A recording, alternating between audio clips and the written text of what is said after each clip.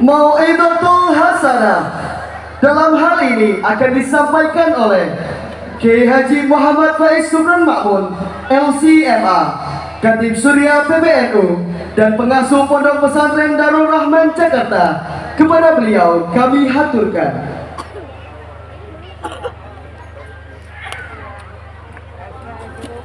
Ini beliau kan pernah diingkari sama Pak Muliti. Kayaknya kok ada di sini. Assalamualaikum warahmatullahi wabarakatuh. Bismillahirrahmanirrahim. Alhamdulillahirabbil alamin. Wassalatu wassalamu ala asyrafil anbiya'i wal mursalin wa ala alihi wa sahbihi ajma'in, amma ba'du.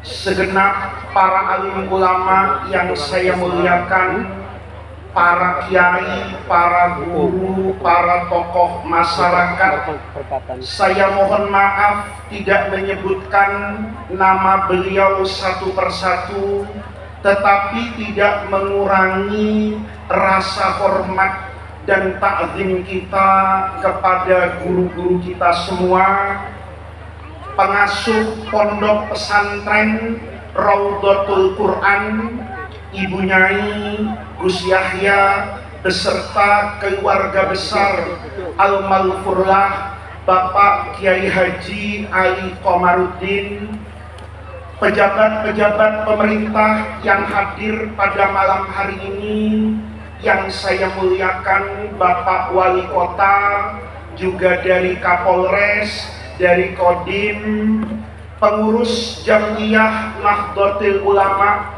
baik Mustasar, Suriyah, Tanfidiyah, beserta banom-banomnya. Ini juga ada sahabat saya Kiai Muhyiddin, Khatib Suriyah, pengurus besar Nahdlatul Ulama, Bapak Ibu, para santri, hadirin hadirat sekalian yang saya hormati. Saya kalau datang ke acara seperti ini, itu seperti kehilangan kata-kata Pak Wali Kota. Saya duduk tadi itu menikmati betul, menikmati memori masa lalu. Bayar Betapa mau kan urus dong bayar pesantren dan acara seperti ini itu memberi makna yang luar biasa kepada pribadi saya. Ayah saya itu Kiai Jakarta. Ayah saya itu Kiai. Di antara putra beliau itu yang dulu tidak mau ngaji itu saya, Pak Wali Kota. Anak Kiai Syukron Makmun itu yang paling nakal itu saya. Di masa lalu, di usia mungkin 16 tahun ke bawah, saya itu anak Kiai Syukron yang tidak pernah hatam ngaji. Tapi kalau hataman hadir. Tidak pernah hatam ngaji, tapi kalau ada acara hataman itu saya tidak pernah tidak hadir, karena dulu yang ceramah bapak saya. Saya ini termasuk anak kiai yang nakal, Gus Protestan saya. Ya, kalau dikasih tahu bapaknya itu suka protes. Saya bukan santri yang terdidik dan anak kiai yang terdidik dengan sami'na wa atokna, yang taat kalau dikasih tahu, yang nurut kalau dinasehati. Saya itu santri dan gus yang sami'na wa pikir-pikir. Nasihat itu didengar, tapi harus logik. Kalau tidak masuk akal, saya itu terbiasa bantah-bantahan dengan bapak saya. Kecuali satu dulu, ayah saya itu dari saya kecil, itu kalau ada acara di pesantren-pesantren NU, baik yang besar maupun yang kecil, saya itu diajak. Jadi saya dari kecil itu kalau ada acara kayak begini, itu sama ayah saya itu diajak, Pak. Diizinkan nggak sekolah, asal ikut ngaji di tempat-tempat seperti ini. Maka sekarang saya itu kalau datang di pesantren itu, saya tanya, bapak saya pernah kesini nggak? Karena kalau pernah, saya agak-agak takut, Pak. Ya, saya kemarin itu ngaji di pesantren Nurul Jadid di Probolinggo, pesantren tua, pesantren besar. Kiainya itu begitu saya datang mau ceramah, itu ngomong gini kayak gitu, Gus. Dulu Kiai Sukron mungkin 30 tahun yang lalu itu sering datang ke pesantren ini ngaji. Saya enggak penting itunya, penting buntutnya. Pernah ngaji ke sini, itu bawa anaknya laki, nakalnya luar biasa dia. Saya dengar kayak gitu tuh agak kena mental, Pak Wali Kota. Kenapa? Kayaknya anak itu saya. Makanya begitu saya naik ke atas mimbar, saya cerita, Kiai, anak kecil yang dulu nakal itu di situ dengerin bapaknya ceramah, itu sekarang penceramahnya. Kemarin saya ke Peloso juga begitu. Saya dari kecil itu diajak kayak begini nih, Pak. Saya yang biasa bantah-bantahan sama bapak saya. Kalau acara di pesantren kayak gini itu, bapak saya pesan satu, soal yang lain Faiz, mau berdebat silahkan, mau membantah silahkan, tapi yang satu ini kata bapak saya, ikuti, taati, jangan pakai tanya. Apa kata saya, nanti ya di masa itu ya, kalau imtihanan di Kerapia, ya tentu ketemu dengan Kiai Maksum, ketemu dengan Kiai Zainal Abidin, ketemu dengan Kiai Warson Munawir. Ya di masa itu kalau ke Lerboyo ketemunya ya Kiai Ma'rus. Kalau pesantren Salafiyah Syafi'iyah di Asam Bagus, ya ketemunya Kiai As'ad Samsul Arifin. Ya begitu hampir di semua pesantren.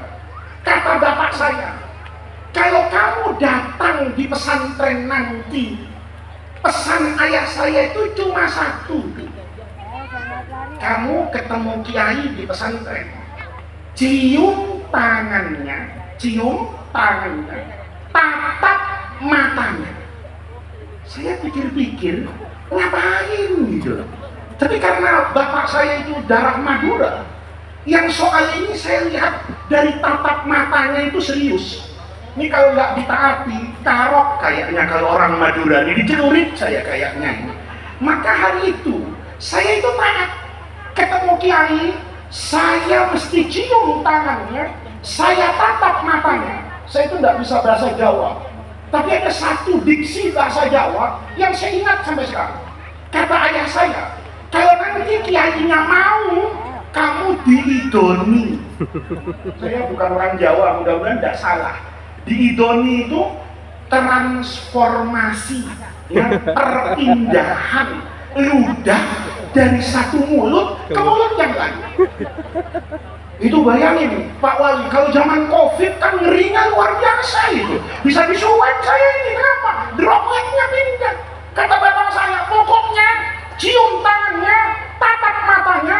Kalau nanti kiai itu mau ngidoni, mangap mulutmu dalam ludah.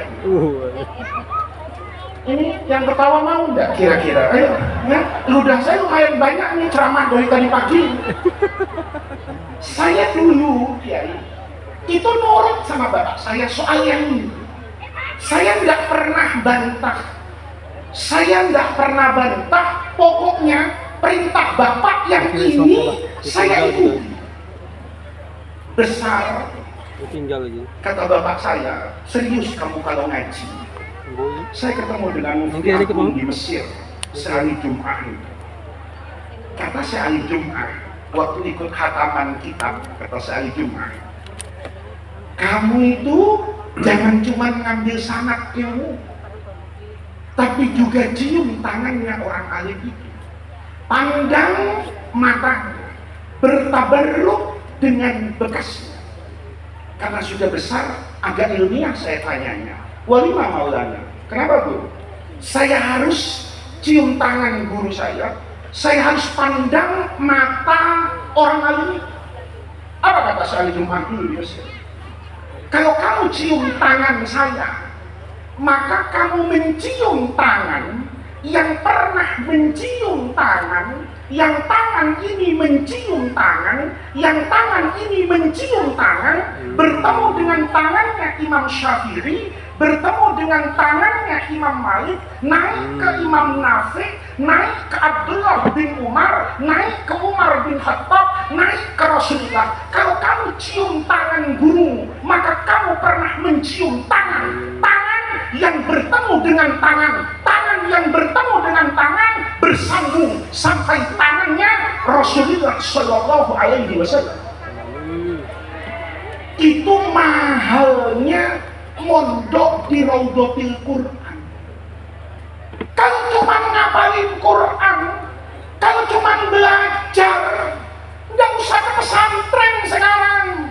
Nonton Al-Mukarram YouTube, nanya sama Fadilatus Syekh Google, malah yang lebih hebat lagi sekarang Habib, namanya Al-Mukarram Chat GPT ya? Itu radhiyallahu anhu wa ardhah gitu ya.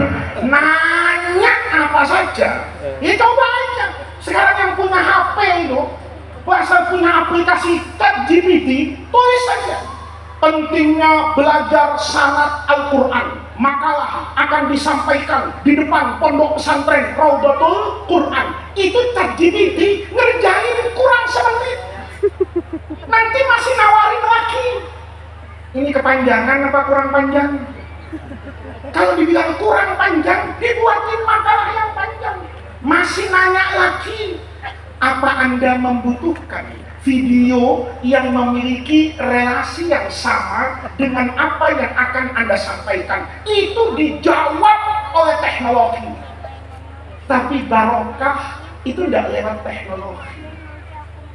Kalau hari ini saya tadi pas betul saya datang, Kiai Muqtasim itu ada di rumah panjenengan. Beliau mau berangkat ke sini, saya datang. Saya dulu masih kecil, itu ngelihat Kiai Mufid Mas'ud di masjid kakek saya di Singosari di era 80-an. Kiai Mufid itu kalau Ramadan, itu dari awal Ramadan sampai akhir Ramadan itu mesti jadi imam taraweh di masjid besar Hizbullah di Singosari. Saya dulu suka lari. Kenapa? Tarawehnya lama. Ya, enggak tahu kalau bapak-bapak di sini taraweh milih yang setengah jam apa yang 3 jam. Dulu Kiai Mufid itu khotmul Quran, bacaannya murattal dan mujawwad itu lama. Saya waktu itu masih Gus Protestan. Jadi begitu disuruh sama mbak saya suruh sholat ke sana, ya saya bilang Masya Allah, taraweh di sini 5 hari, berarti saya lebih keras dari singkong, kata saya. Kenapa? Karena diajak berdiri. Dulu saya lihat Kiai Mufid Mas'ud, hari ini saya lihat putranya. Maka tadi di depan rumah saya cium tangannya. Kenapa saya cium tangannya? Karena tangannya Kiai Muqtasim itu pasti bertemu dengan tangannya Kiai Mufid. Kiai Mufid Mas'ud ini punya guru kan 2, ya imma Kiai Abdul Qadir di Kerapiak, tentu anaknya Kiai Munawir, atau Kiai Muntaha di Wonosobo. Dari situ naik ke Kiai Munawir, sanad ini naik kan sampai Imam Asim bin Abi Najud, dari Abu Abdurrahman As-Sulami, tentu naik kepada sahabat-sahabat yang ahli Quran. Begitu saya tatap mata Kiai Muqtasim, maka saya pernah menatap mata yang menatap matanya Kiai Muntaha, mata Kiai Muntaha menatap matanya Kiai Munawir, Kiai Munawir matanya menatap matanya Kiai Abdul Karim bin Umar, naik ke atas berarti menatap matanya Sayyidina Ali, menatap matanya Sayyidina Utsman, menatap matanya Zaid bin Sabit, menatap matanya Abdullah bin Abbas, ngambung sampai matanya Rasulullah. Bu, untung nggak datang pengajian di sini. Lihat mata saya, itu ngelihat mata yang nyambung sampai matanya Rasulullah. Nyumbang berapa tadi? Bu, nyumbang berapa tadi? Kalau ke kebun binatang yang paling mahal di Indonesia itu yang namanya Taman Safari. Ada satu di Cisarua, ada satu di Pandaan Jawa Timur, ada satu di Denpasar Bali. Itu masuk bayar hampir 300.000. Yang dilihat matanya siapa? Monyet. Monyet matanya, ngelihat matanya beruang ngelihat matanya macan. Kan gak ada silsilah ulama-nya. Coba lihat, mahal memasukkan anak ke pesantren ini. Ada sirrun, ada rahasia yang tidak mungkin didapatkan di luar jalur pendidikan yang memiliki sanad keilmuan bersambung kepada Rasulullah, dan itu semua pasti mendatangkan barokah. Jadi santri Raudhatul Quran ini besok-besok itu ambil barokah dari sini. Ada orang sekarang nih, Wahabi, mudah-mudahan di Metro tidak ada, ya. Ada nggak Pak Wali ya? Ya kalau ada mohon diawasi Pak Wali ya. Itu paham-paham yang aneh, mengambil berkah. Dalam fikihnya Imam Asy-Syafi'i itu ada orang alim namanya Imam Taqiyuddin As-Subki. As-Subki ini pada masanya itu sangat cinta sama Imam Nawawi yang di Damaskus itu. Tapi kan dulu itu tidak ada WhatsApp, tidak ada sarana telekomunikasi. Jadi tangannya itu luar biasa. Kata Imam As-Subki, pokoknya saya punya kesempatan untuk jalan dari Mesir, nih Imam As-Subki, dari Kairo itu ke Damaskus. Saya nanti naik kuda, jaraknya ribuan kilometer, saya akan tempuh karena saya kepengen ketemu dengan orang alim besar yang namanya Al-Imam An-Nawawi. Berangkat ini Imam Taqiyuddin As-Subki ini dari Mesir. Begitu sampai di Syria, Damaskus sekarang, di Darul Hadis Al-Ashrafiyah itu, ternyata Imam Nawawinya itu sudah meninggal. Jadi beliau datang, itu sudah tidak ketemu sama Imam Nawawi. Karena nggak ketemu, maka nanya ini Imam As-Subki sama santri-santri Darul Hadis. Ada satu ditanya, kamu dulu ketemu enggak sama Imam Nawawi? Oh alhamdulillah, saya masih ngaji sama Imam Nawawi. Nanya, dulu Imam Nawawi kalau ngajar di masjid ini duduknya gimana? Ya, Imam Nawawi kalau ngajar di masjid ini duduknya di mana? Begitu dikasih tahu, Imam Nawawi ini duduknya di sini. Kalau enggak di sini, di situ. Masuknya dari pintu situ, melangkah ke sini. Biasanya sholat tahiyatul masjid di sini, nanti melangkah majlisnya di sini. Apa yang terjadi? Itu semua tempat yang ditunjuk oleh murid-murid Imam Nawawi di Damaskus itu dicium sama Imam Taqiyuddin As-Subki, itu dicium. Muridnya tanya, guru, ngapain nyium-nyium keramik kalau sekarang? Ngapain nyium-nyium karpet? Apa kata Imam As-Subki? Wa fi daril hadisi latifu maknani ala bustin laha asbu wa awi asal an amassa bihurri wajhi makanan massahu qadaman Nawawi. Kata Imam As-Subki, di darul hadis ini ada latifu maknani, ada makna yang tidak bisa saya lukiskan dengan kepintaran saya berkata-kata dan kepandaian saya menulis. Saya yang pinter ngomong, pinter ceramah, pinter ngarang kitab, kata Imam Subki, saya tidak bisa menggambarkan keindahan tempat ini. Kenapa? Karena di depan saya ada tempat yang luar biasa. Saya ingin menyeret wajah saya, pipi saya, muka saya. Kenapa? Asaan amasa, mudah-mudahan wajah saya yang saya muliakan ini pernah bersentuhan dengan satu tempat yang dulu diinjak oleh kakinya Imam Nawawi. Jadi kalau tadi Gus Yahya bilang banyak kiai dulu, Kiai Mufid pernah kesini, itu dorong orang-orang alim yang punya sejarah memberkahi Indonesia dengan ilmunya. Rasanya kalau kita sebagai murid boleh bangga.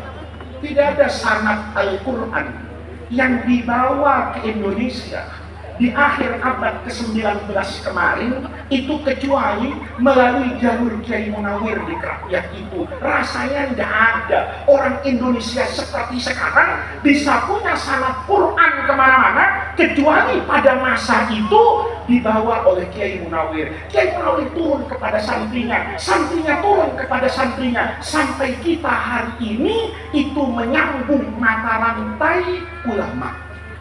Jadi di sini wali santri itu tidak ada di kampus, ya. Saya mohon maaf, itu tidak ada di SMA, karena rasanya guru fisika itu tidak punya sanad sampai Einstein. Ya. Ada enggak? Ya, Jarrah wa Ta'dil, kemudian punya apa ini? Sanad, ya. Yang sanad itu nyambung jelas. Kayak Imam Az-Zahabi dalam Syiar A'lamin Nubala. Ada seorang tabi'in namanya Sabit Al-Bunani. Itu kalau melihat sahabat Nabi yang umurnya paling panjang, ini namanya sahabat Anas bin Malik, meninggalnya di Kufah di Irak, yang itu berusia beliau lebih dari 94 tahun, lebih dari 100 tahun, dikabarkan wafat 90 atau 91 sampai 94 Hijriah. Itu namanya sahabat Anas bin Malik. Itu Sabit kalau melihat Sayyidina Anas itu lari lah. Kenapa lari? Narik tangannya.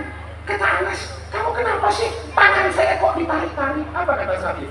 Ini tangan yang bertemu dengan tangannya Rasulullah. Semenjak itu, semua orang di kota itu rebutan ngambil tangannya Sabit Al-Bunani. Bukan soal orangnya, tapi tangan ini nyambung sama tangannya Anas bin Malik. Anas bin Malik tangannya nyambung sama tangannya Rasulullah. Jadi pesantren itu harus hidup, ya. Apalagi Pak Wali ini, saya lihat aura kiainya kuat. Ya. Tadi itu kalau nggak baca teks, rasanya mau ngasih tausiah juga beliau, mau ngasih al-mau'idhah al-hasanah. Ini mumpung Pak Walinya mengerti betul tentang Ahlus Sunnah wal Jamaah, tentang NU. Tolong Pak Wali, yang namanya metro, jadikan ini kota dengan pesantren-pesantren yang memiliki sanad bersambung ke Rasulullah, yang mengerjakan ajaran agama bersumber dari sumber yang bisa dipercaya sepanjang zaman.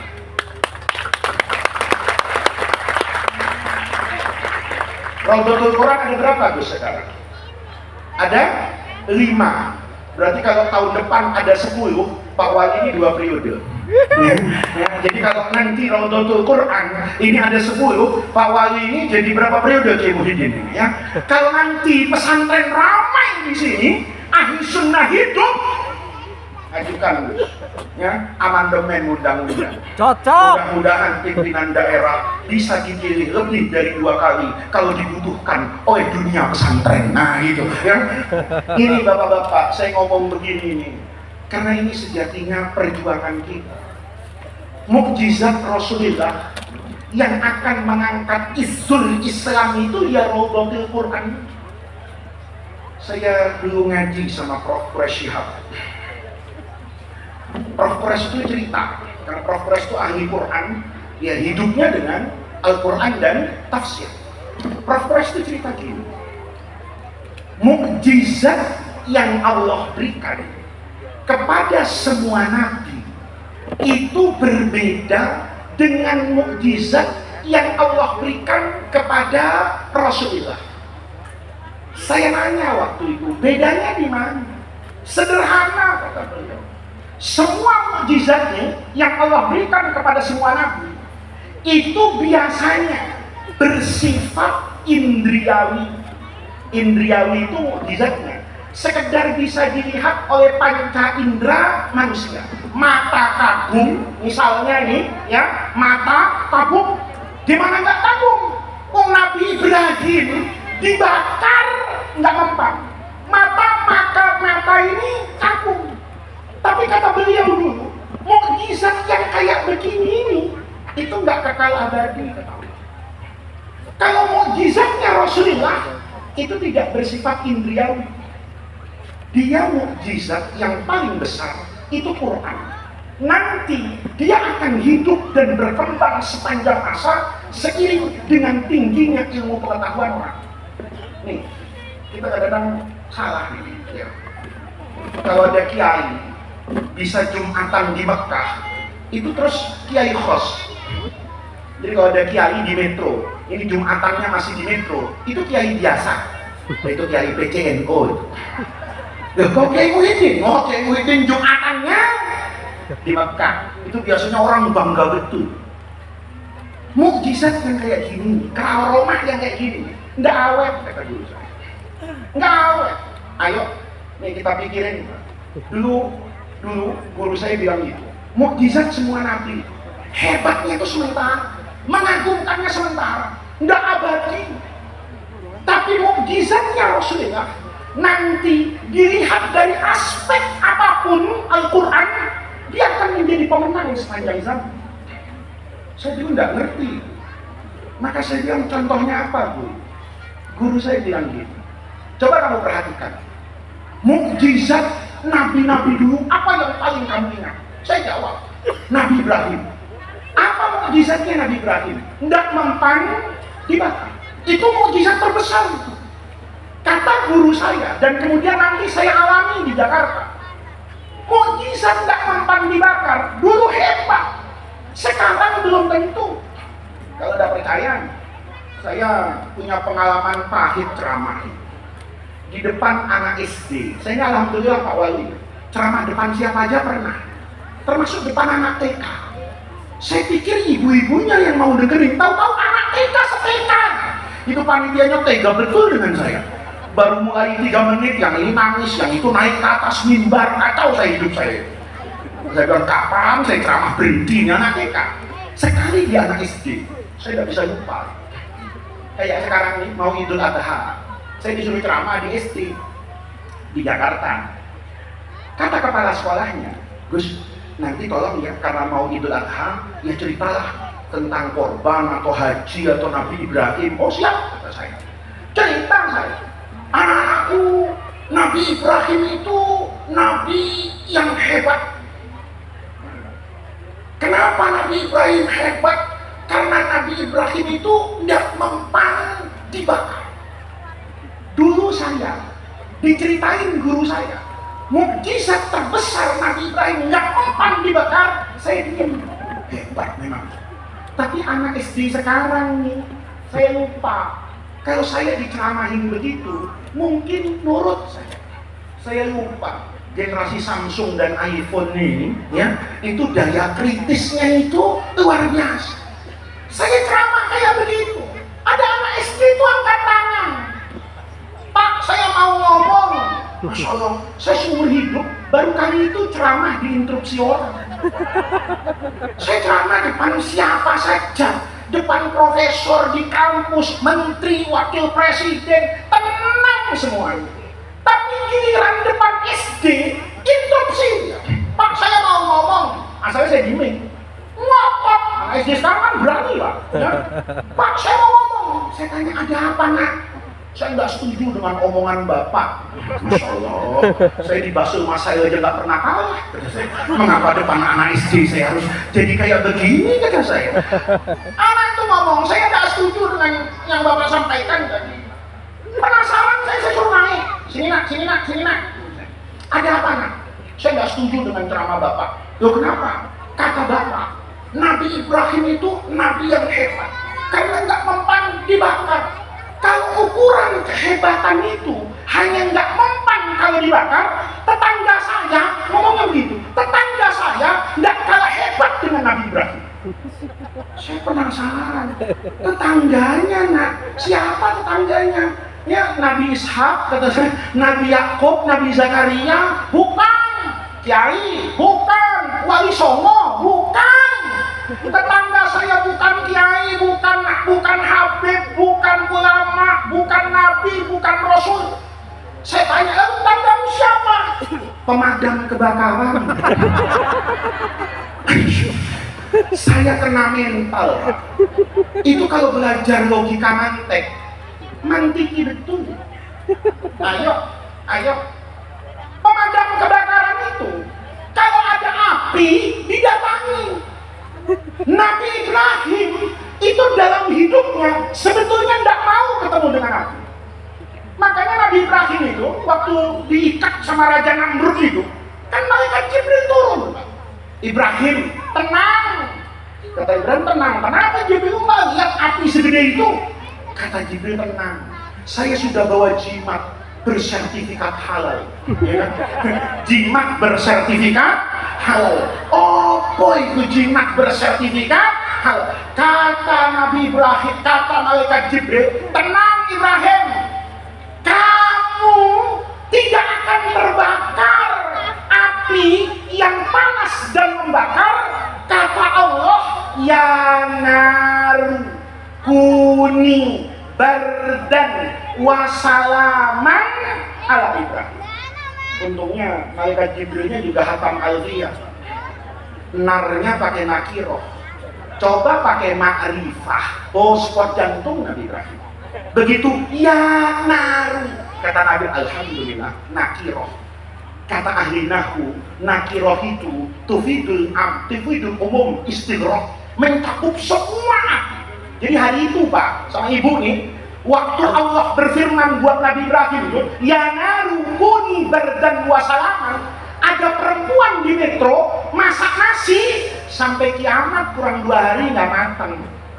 Kenapa? Apinya dingin. Lihat, Nabi Ibrahim berhadapan dengan api, itu masih pertolongan malaikat Jibril. Pemadam kebakaran ada yang pakai ayat. Ada dinas pemadam kebakaran di kota metro. Ya, begitu nauzubillah ada kebakaran besar, apa ada pemadamnya? Bertanya kepada ketua PKNU, Kiai, ayat yanaru kuni bardan wa salaman itu masih berlaku apa sudah expired, Kiai? Ternyata pemadam kebakaran tidak baca ayat itu. Pakai apa? Pakai ilmu pengetahuan. Peradaban yang dibangun manusia, ilmu yang dipelajari oleh manusia, itu bisa membuat baju yang anti api, helm yang anti pecah.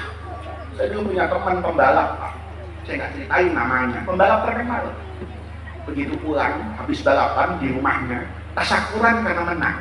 Nih, pembalap yang ahli sunnah wal jamaah. Ya, jadi sebelum balapan itu istighosah, menang balapan baca burda gitu. Saya diundang ketika menang. Begitu dimenangkan, helmnya dikasih tahu sama saya, Gus, helm saya kan kaca. Oh iya, ambil palu yang untuk maku itu. Dia bilang pecahin. Saya bilang beneran. Saya pukul Pak pakai palu, nggak pecah. Saya bilang kaca apa ini, kata saya. Apa baca Hizbun Nasr, kata saya. Apa ini ikut Jerman, kata saya. Apa ikut tarekat apa? Kok nggak pecah? Kata dia, pukulin Gus. Ya pukulin sekuat tenaga, tidak pecah. Kenapa? Dibuat dari multiplex, memang tidak pecah. Sama dengan yang dipakai astronot di luar angkasa itu. Ilmu pengetahuan membuat sesuatu yang dulu mungkin menakjubkan, hari ini biasa aja. Dulu saya di pesantren, saya mohon maaf nih, ya. Dulu di pesantren saya, kalau ada orang tidak Jumatan, tapi ahli wirid, itu dibilang Jumatannya di Mekah. Dulu kita percaya Kiai Muhyiddin. Sekarang saya agak-agak goyah iman saya yang begitu. Kenapa? Karena hari ini semua orang umroh. Nih, kalau saya di Jakarta nggak Jumatan, mungkin 20 tahun yang lalu orang nanya, Faiz kemana? Nggak kelihatan Jumatan. Mesti semua santri saya menutup. Nggak boleh ngomong begitu. Kenapa? Beda makom. Bener nggak? Bener nggak? Beda makom bener nggak? Bener. Bapak dengan saya makomnya beda, Pak. Percaya nggak? Nih, YNO. Ini air nih. Ini harganya berapa? Berapa? 3.000. 3.000 itu kalau beli di toko. Kalau dipegang kiai, beda harganya. Benar nggak, Bu? Saya punya teman, Bu, saya kiai, santrinya itu istiqomah cuma 30 orang. Nggak pernah nambah, nggak pernah kurang. 30 aja. Ini kiai nggak pernah kemana-mana. Di rumahnya aja. Tapi duitnya banyak. Saya agak nakal Kiai, mikir saya, ini orang nggak pernah keluar kok duitnya banyak. Saya kalau nggak pernah keluar, nggak punya uang saya, gitu. Ini orang kok nggak pernah pergi, tapi duitnya banyak, mobilnya bagus, kata saya, di ujung Jawa Timur. Satu ketika, saya pulang pengajian kayak gini sudah malam, Pak. Karena sudah malam, saya telepon sama dia, kamu ada di mana? Karena masih murid sama saya. Ya ada di rumah, Gus, mau kemana saya? Katanya. Saya mampir ke rumahmu ya? Iya boleh, katanya. Mampir saya ke rumahnya, Pak. Jam 1:30 malam. Saya masuk rumahnya itu nggak ada yang aneh. Ya, kan ada orang yang nggak punya uang, nggak kerja tapi uangnya banyak. Kalau malam jagain lilin. Ada nggak di sini? Jagain apa? Lilin itu. Kata orang babi ngepet katanya. Saya pikirnya nggak ada lilin, nggak apa. Saya tenang aja ngobrol. Saya mikirin orang duitnya dari mana. Tahu-tahu 1:30 malam. Ada orang ngetok-ngetok pintu, tok-tok-tok, dibuka sama dia. Begitu dibuka masuk orang laki. Kiai, mohon maaf yang ganggu Kiai. Kata dia, ada apa? Anak saya sakit, masuk rumah sakit. Dokter bilang sudah parah, rumah sakit nggak tanggung jawab, tinggal disuruh doa. Tolong Kiai, doakan kepada Allah, mudah-mudahan anak saya sehat. Dia bawa air. Nggak pakai masuk laboratorium, nggak cek darah. Kiai itu buka.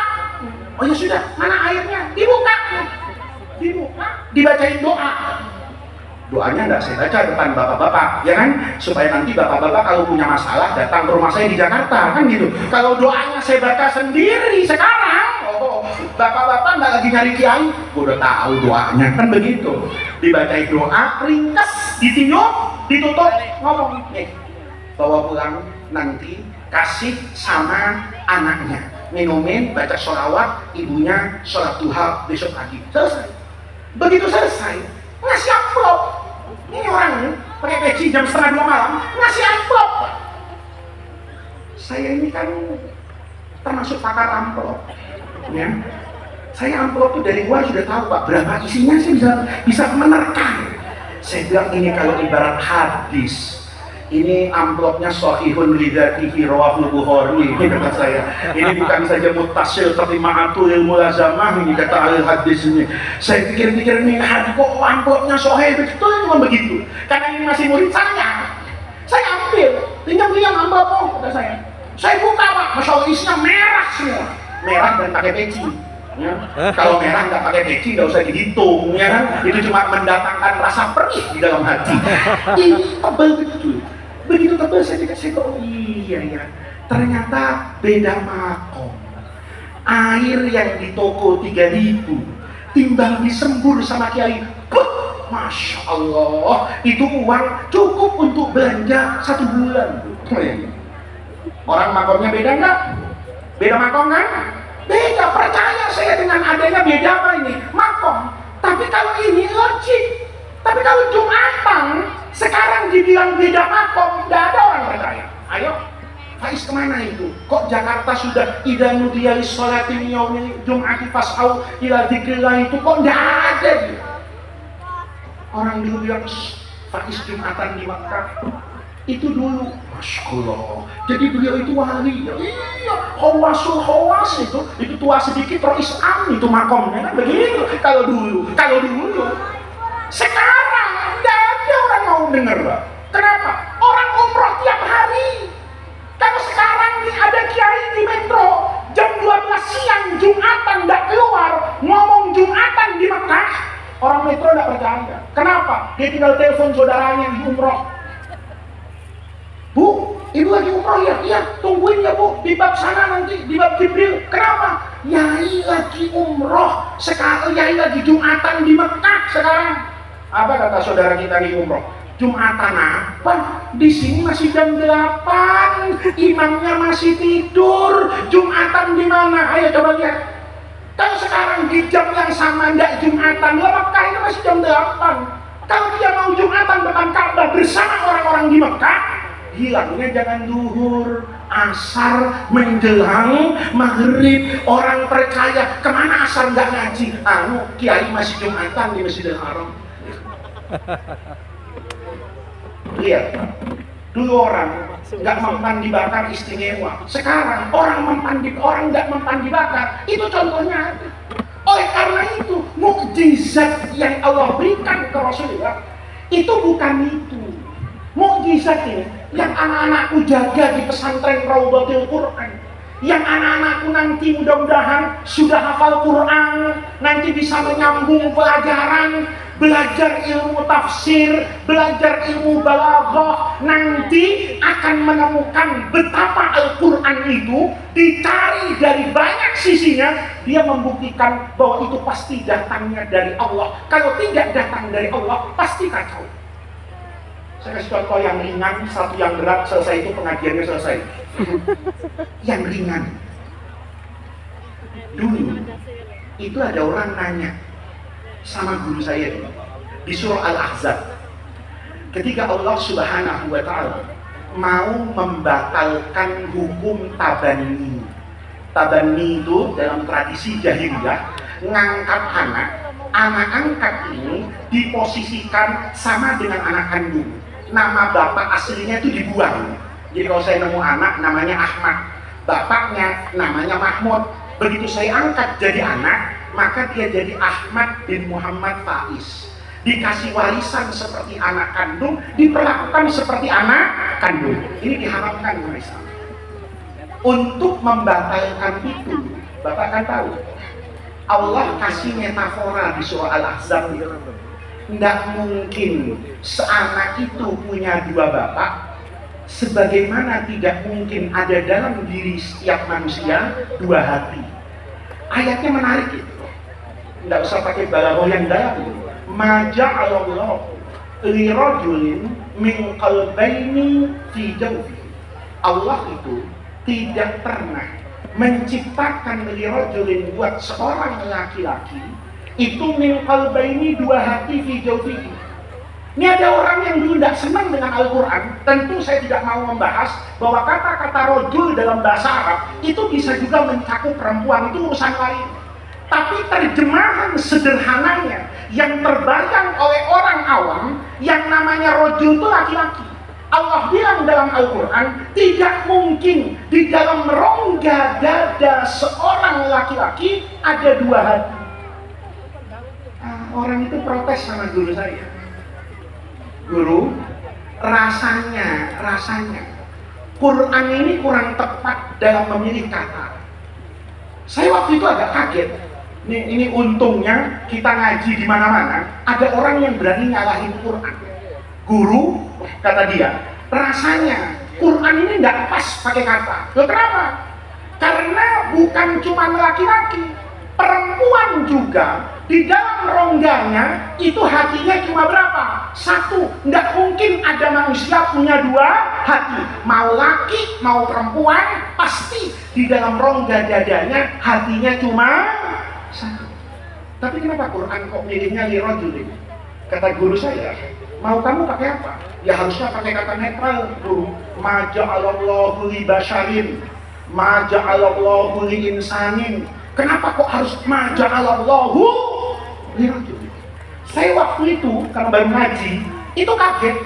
Saya benar juga ya. Laki itu hatinya satu, perempuan juga hatinya satu. Mengapa Quran kok tidak memakai kata yang netral basyar, tetapi memakai kata rajul? Lihat, ini orang kan sebetulnya ingin berusaha mencari kelemahan apa ini Al-Quran dari aspek bahasa. Tapi guru saya itu tersenyum karena yang nanya perempuan.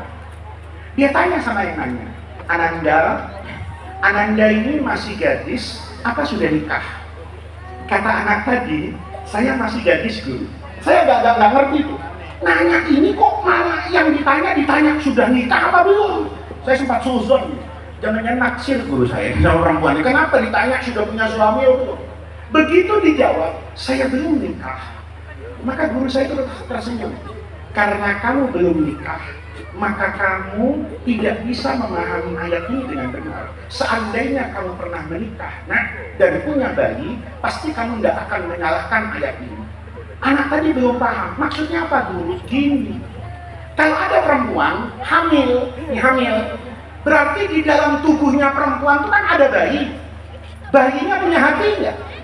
Punya. Berarti hanya laki-laki yang seumur hidupnya itu di dalam badannya hatinya cuma satu. Kalau perempuan pasti pernah di dalam satu masa saat dia hamil ada berapa hati? 2. Hatinya sendiri dengan hatinya bayi itu. Anak tadi yang asalnya mau mengatakan Quran kurang tepat, maka dia katakan Shadaqallah, benar ini. Pasti datangnya dari Allah. Kalau bukan dari Allah, hal-hal yang remeh-temeh kayak begini, ini pasti diketemukan. Ini yang terakhir nih, supaya anak-anakku tuh semangat menghafal Al-Quran, mempelajari tafsir Al-Quran, karena nanti izzatul Islam itu ada di sini. Ini contohnya agak berat. Dulu di Kanada itu ada orang yang sangat ahli filsafat dan matematika. Orang ini betul-betul mengagungkan akal dan filsafat, dan dia mengatakan ada satu teori dalam ilmu filsafat, ya, kalau dipelajari dan pintar teori ini, maka di muka bumi ini nggak akan ada kebenaran yang abadi. Ini secara singkat, teori itu namanya teori falsifikasi. Ini saya pakai 1 menit susahnya, nanti 10 menit gampangnya pakai bahasa kiai. Ini kalau bahasa profesor. Dalam ilmu filsafat itu Bapak Ibu, ada teori namanya falsifikasi. Falsifikasi itu sederhana. Kebenaran yang kita akui hari ini, seiring dengan berjalannya waktu, observasi, pengalaman, dan pertemuan dengan banyak hal, maka yang dulunya benar, sekarang jadi salah. Itu teori. Pakai ilmu apapun, benar juga. Yang dulu kelihatannya benar, sekarang boleh jadi salah. Contoh, dulu waktu SD, saya zaman SD itu diajarin sama guru saya, bersih pangkal sehat. Ini anak sekarang nggak ngerti, ya. Ibu masih ingat nggak tuh, bersih pangkal sehat? Kalau ibu masih ingat kata pepatah ini, berarti ibu sudah tua, sama dengan saya. Karena itu SD produk dulu. Dulu di SD itu diajarin sama guru SD itu, bersih pangkal sehat, sehat pangkal kaya. Waktu itu saya percaya, bersih pangkal sehat. Kalau saya hidup bersih, maka saya sehat. Kalau saya sehat, saya bisa kaya. Kenapa? Karena kalau saya sakit, saya bayar rumah sakit. Kalau saya sakit, saya bayar dokter. Kalau saya sakit, saya beli obat. Jadi dulu benar, bersih pangkal sehat, sehat pangkal kaya. Tapi setelah saya besar, nggak percaya. Masa iya sih bersih pangkal sehat dan sehat pangkal kaya? Rasanya kalau masyarakat sehat, rumah sakit melarat. Rasanya kalau masyarakat sehat, dokter miskin. Coba orang se-Indonesia mulai besok sampai setahun yang akan datang, nggak ada yang sakit. Kira-kira toko obat bangkrut nggak? Kira-kira dokter cari pekerjaan lain nggak? Oh, dokter beralih profesi Pak, jadi ustadz. Enakan jadi ustadz, banyak undangan, kata dokter begitu. Kenapa? Karena tidak semua yang sehat menjadikan orang kaya. Ada sehat menjadikan orang melarat. Apa yang semua yang bersih itu pasti sehat? Belum tentu.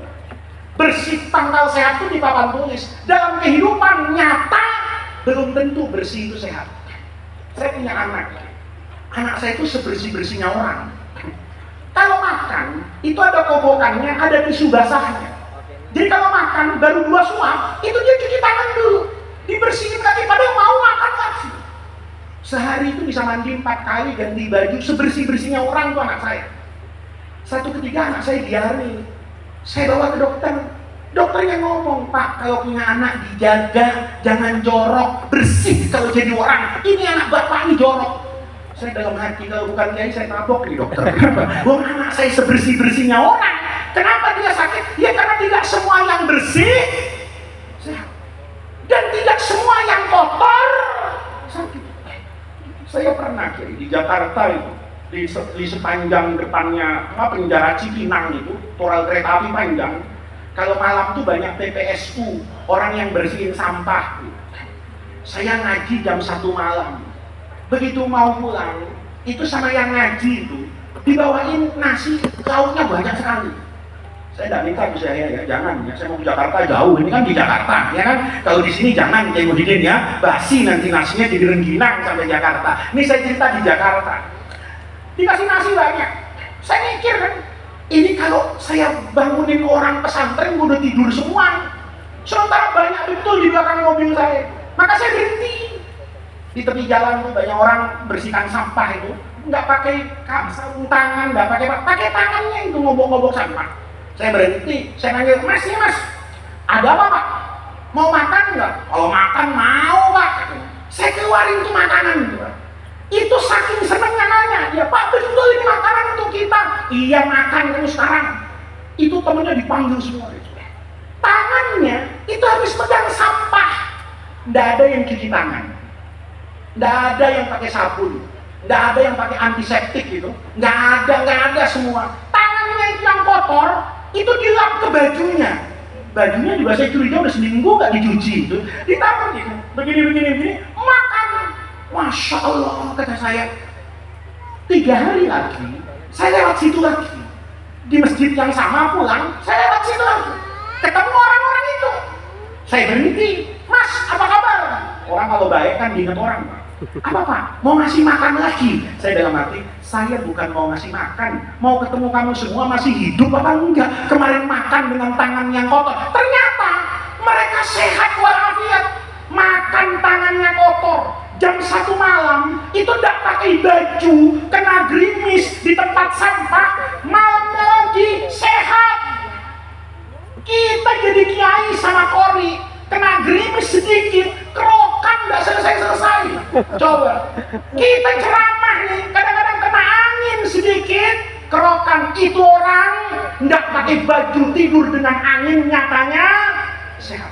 Itu namanya teori falsifikasi. Falsifikasi itu diterapkan apapun, orang nggak ada yang benar, Pak. Contoh, ada bapak-bapak yang merokok, ada bapak-bapak yang nggak merokok. Saya mau belain yang merokok, saya mau belain yang merokok. Contohnya menarik, Pak. Nih, pakai teori falsifikasi. Ada orang yang satu merokok, yang satu anti rokok. Nah ini. Yang satu merokok, yang satu anti rokok. Takdir menemukan mereka di angkot, Pak. Tahu angkot? Yang mobil umum itu ketemu tuh. Begitu ketemu, kebetulan angkotnya itu jendelanya macet semua, Pak. Nggak bisa ditutup, nggak bisa dibuka. Yang merokok, Masya Allah, ngerokok nggak berhenti. Dari Metro sampai Bakahuni setengah slot habis itu, Masya Allah. Ngerokok, asapnya kemana-mana. Yang anti rokok ini kesel. Ngasih nasihatnya bagus.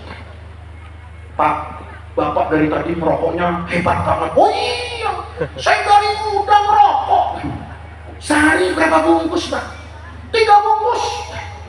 Rokok berapa sebungkus, Pak? Hah? Rokok berapa sebungkus? Ini kalau ada kiai tahu harga rokok, itu berarti kiai biasa.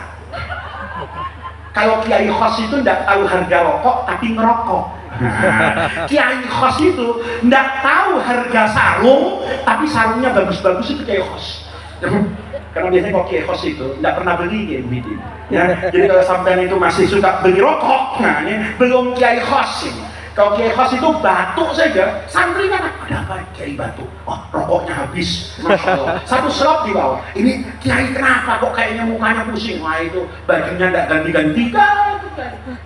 Rokok berapa sekarang satu? Saya sudah alumni rokok. Ya, saya dulu merokok, Pak. Ya, berhenti itu gara-gara Sayyid Muhammad bin Alawi Al-Maliki datang ke rumah saya. Sama ayah saya itu saya disuruh ngidetin. Ayah saya bilang, saya tidak suka sama orang ngerokok. Saya ngerokok betul Pak. Saya pijetin. Begitu pijetin, beliau nanya, "Tasyarab Tuhan, kamu ngerokok?" Saya bohong. Enggak. Bohongin guru. Habis pijetin saya pulang itu, ngambil rokok itu, rasa nggak enak. Ya kalau saya ngerokok, bohongin guru. Semenjak itu saya nggak ngerokok. Itu waktu harga di Samsung masih 6.500 atau 7.500. Itu di Samsung yang paling mahal. Ya, sekarang rokok berapa satu bungkus? 30.000 ada? 30.000. Anggap 30.000. Ini orang ngaku, saya sehari 3 bungkus. Yang nggak ngerokok itu mau ngasih nasihat. Coba Bapak berhenti ngerokok. Sehari Bapak ngerokok 90.000 sama koreknya 10.000, genap 100.000. Berarti sebulan berapa? Sebulan berapa? 3 juta. 3 juta. Orangnya saya bagus. Coba Bapak berhenti ngerokok. Sudah tidak naik angkot sekarang, tidak naik bis, bisa naik Avanza. Kenapa? Uang rokok 3 juta, Bapak ngerokok sudah 60 tahun, itu kalau dibelikan mobil dapat. Bener nggak? Bener nggak? Kayaknya bener Pak. Yang ngerokok ini Roy Surya banyak akalnya. Roy Surya ini makhraj fikihnya banyak, kaidah fikihnya ini banyak, usul fikihnya matang Roy Surya. Jangan dilawan. Yang ngerokok ini kebetulan ahli filsafat. Nanya sama yang nggak ngerokok tadi, Bapak ngomong apa tadi? Bapak kan ngerokok sehari 100.000, sebulan 30 hari berarti 3 juta, setahun 36 juta. Bapak ngerokok sudah 60 tahun, itu jangankan beli Avanza, beli Pajero masih susunya banyak itu, kata orang tadi. Bener nggak kayaknya? Bener. Yang ngerokok itu nanya sama yang nggak ngerokok, Bapak nggak ngerokok? Enggak. Sudah lama nggak merokok, udah 50 tahun saya nggak merokok. Kata yang merokok, kalau sudah 50 tahun nggak merokok, kok masih naik bis? Bener kan? Nggak ada yang bener kan hari ini? Itu teori Pak. Karena orang mengatakan kalau saya nggak ngerokok, saya bisa nabung. Belum tentu. Banyak orang nggak ngerokok, hidupnya lebih susah dari yang ngerokok. Itu namanya teori falsifikasi.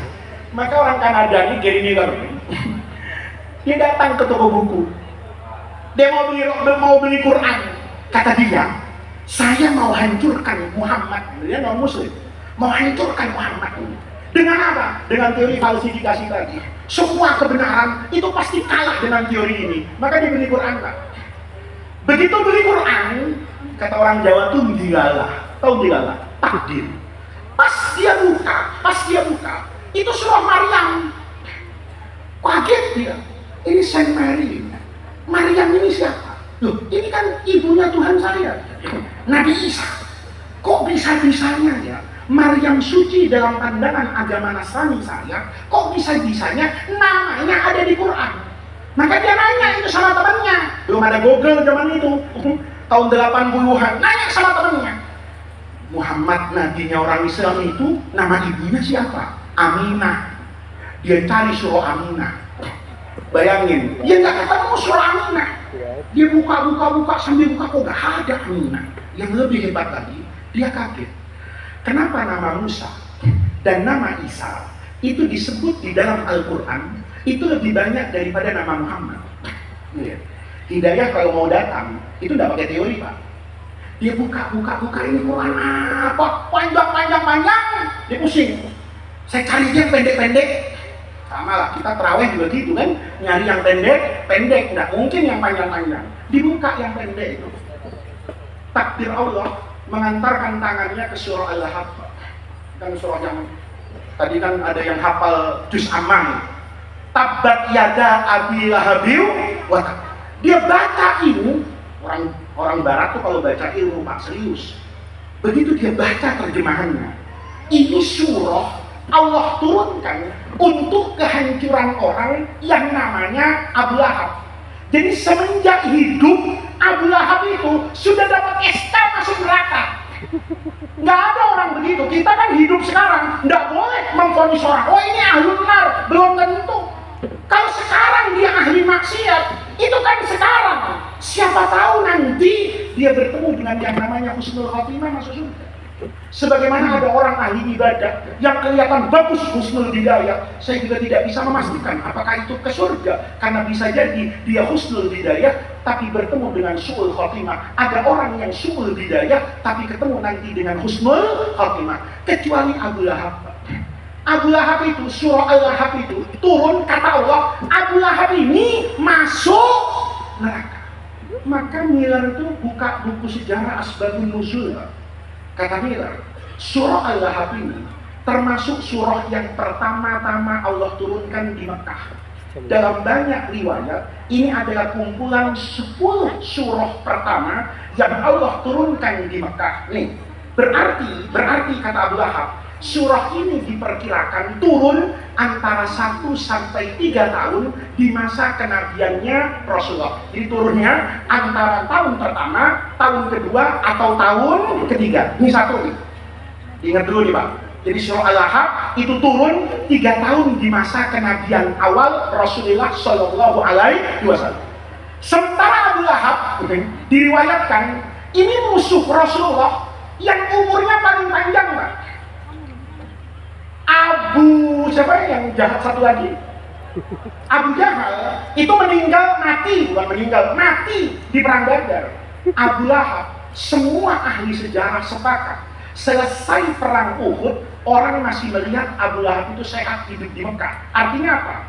Kalau Nabi di Mekah 13 tahun, perang Uhud sampai setelahnya tahun ke-5 Hijriah, maka ada waktu nih dari Nabi mendapat surah Al-Lahab sampai Abu Lahab mati itu kira-kira 15 tahun. Nih, jarak dari surah Al-Lahab turun sampai Abu Lahabnya mati 15 tahun. Miller percaya kalau ini dari Allah. Kenapa? Karena Miller baca sejarahnya Abu Lahab. Abu Lahab itu paman Rasulullah dari Bani Makhzum, dari ibunya, itu yang kerjaannya tiap hari ngikuti Rasulullah. Kemana Nabi pergi, Abu Lahab ikut. Apa yang dilakukan? Di mana Nabi ngomong A, nih, Nabi ceramah nih di Raudhatul Quran. Kata Nabi, ayyuhan nas A. Selesai Nabi turun, Abu Lahab naik. Jangan percaya sama Muhammad. Saya pamannya aja nggak percaya. Ya, itu nggak bener A, yang bener B. Kalau Nabi ngomong B, Abu Lahab ngomong C. Lihat, kata Miller, kalau saya pakai teori manusia falsifikasi, kebenaran itu seiring berjalannya waktu dengan bukti kelakuan Abu Lahab, maka seharusnya Abu Lahab dengan mudah menghancurkan kebenaran Al-Quran dengan pura-pura jadi orang munafik. Gimana caranya? Quran turun gimana? Kata Quran, Abu Lahab matinya kafir, masuk neraka. Kata Nabi bahwa Quran, kerjaannya Abu Lahab, kalau Nabi ngomong A, dia ngomong B. Seandainya Quran ini bukan dari Allah, mudah betul buat Abu Lahab menghancurkan kredibilitas Rasulullah. Abu Lahab tidak naik ke atas mimbar. Saudara-saudara, kata ponakan saya Muhammad nih, saya tidak beriman sampai mati, maka saya masuk ke dalam neraka. Saksikan ya, asyhadu an la ilaha illallah wa asyhadu anna Muhammadan. Walaupun munafik, kan munafik bisa untuk menghancurkan Nabi. Wah, untuk menang pemilu aja bisa munafik, ya kan? Wah, untuk dapat jabatan aja bisa munafik. Dulu kuning, besok merah, lusa biru, ya kan? Itu boleh kan? Boleh nggak Pak Wali? Boleh, tergantung tiketnya kan? Saya mau nyalon, nggak ada yang mau nyalonin saya. Saya orang hijau, tapi yang nyalonin merah. Pindah nggak? Saya orang hijau, yang ngasih duit pagi, mau ke TPS, warna yang berbeda, berubah pilihan nggak? Iya, kata Abu Lahab, politisi aja bisa begitu kecuali Pak Wali Kota, ya kan? Ya, ini kan lafzul am, pasti ada taksisnya, gitu loh. Mutlak pasti ada muqayyadnya. Politisi bisa begitu kok. Pagi kedelai, siang tempe, malam ketoprak, bisa. Kalau Abu Lahab ngomong kayak gitu, saksikan ya, saya masuk Islam. Oh, Nabi Muhammad kelabakan Pak, bisa WhatsApp Jibril itu. Iya di Jibril, katanya tabat yada, sekarang masuk Islam, berarti kan masuk surga, hancur Quran.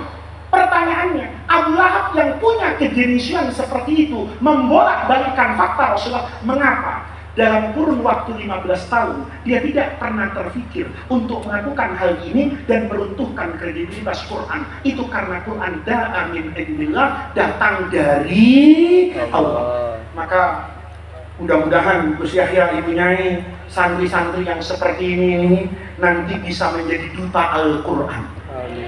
Saya senang betul tadi Gus Yahya bilang ada yang mau ke Amerika. Mau nggak ke Amerika? Ya, anak-anakku, jangan pernah bilang nggak bisa. Imam Syafi'i itu waktu kecil, ibunya nggak tahu kalau dia mau jadi Imam Syafi'i.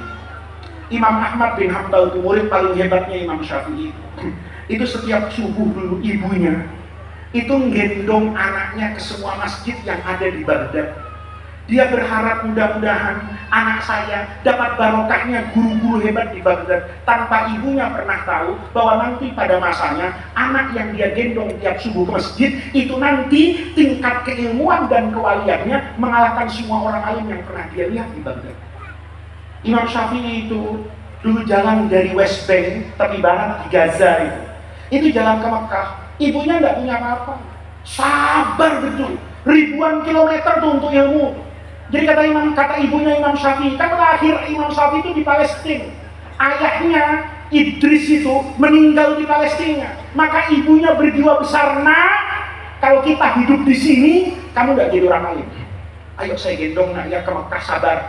Ini 1000 kilo jalan kaki, nggak ada rest area, ya, nggak ada Alfamart, ya, nggak ada kopi Lampung, nggak ada gitu ya, nggak ada apa tadi pindang bau, nggak ada. Imam Syafi'i jalan itu sabar betul. Pengorbanan anak-anakku, tanpa pernah tahu bahwa anak yang sederhana yang hidup di pinggiran kota Mekah itu nanti menjadi orang yang namanya sampai hari ini diikuti oleh jutaan manusia sepanjang zaman. Maka mudah-mudahan anak-anak kita semua yang belajar di Raudhatul Quran, ya, keluarga Al-Maghfurah Almarhum Kiai Haji Ali Komarudin, zuriyahnya, ibu-nyainya, semua muhibbin pesantren ini mudah-mudahan nanti mendapatkan barokatul ilmi, menjadi mujahid fisabilillah, menghantarkan kemuliaan Islam dengan ilmu pengetahuan yang luar biasa. Terima kasih atas kesempatan yang diberikan. Mudah-mudahan semua amal ibadah yang kita lakukan pada malam hari ini menjadi tawassul dan wasilah kita untuk mendapatkan khairat dunia wal akhirah. Mudah-mudahan pesantren ini menjadi maqalan min ma'akil iman, menjadi manarotan min manaratil ilmi. Mudah-mudahan ini menjadi paku yang menjaga kekokohan Islam Ahlus Sunnah wal Jamaah, Jam'iyah Nahdlatul Ulama di bumi Indonesia. Terima kasih atas undangannya, mohon maaf atas kekurangannya. Mudah-mudahan Allah Subhanahu wa Ta'ala mempertemukan kita kembali dalam ridho dan rahmatnya. Rabbana atina min ladunka rahmah wa hayyi lana min amrina rasyada. Allahumma la tahrimna khaira ma indaka li syarri ma indana. Kurang lebihnya saya mohon maaf. Wallahul muwaffiq ila aqwamit thariq. Wassalamualaikum warahmatullahi wabarakatuh. Waalaikumsalam warahmatullahi wabarakatuh.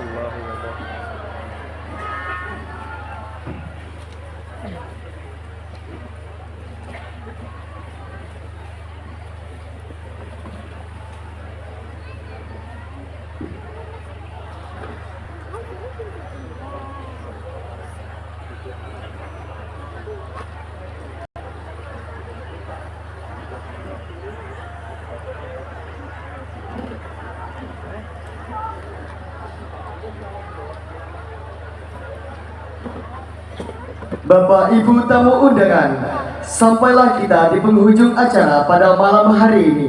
Semoga segala hal yang telah kita peroleh bersama dalam acara ini mampu menjadi manfaat, inspirasi, dan mampu memberikan nilai kehidupan yang lebih baik bagi kita semua. Marilah kita tutup bersama rangkaian acara Haflah Khotbil Quran dan wisuda kelas akhir Pondok Pesantren Raudhatul Quran dengan membaca lafaz hamdalah alhamdulillahirabbil alamin. Semoga seluruh doa baik yang terlantun, harapan baik yang diangan, dan tindakan ikhlas kita semua mendapatkan keridhaan Allah Subhanahu wa Ta'ala. Demikian yang dapat kami sampaikan. Dari awal hingga akhir kami mohon maaf atas segala hilaf dan kepada Allah kami mohon ampun. Akhirul kalam. Wallahul muwafiq ila aqwamit thoriq. Wassalamu alaikum warahmatullahi wabarakatuh. Waalaikumsalam.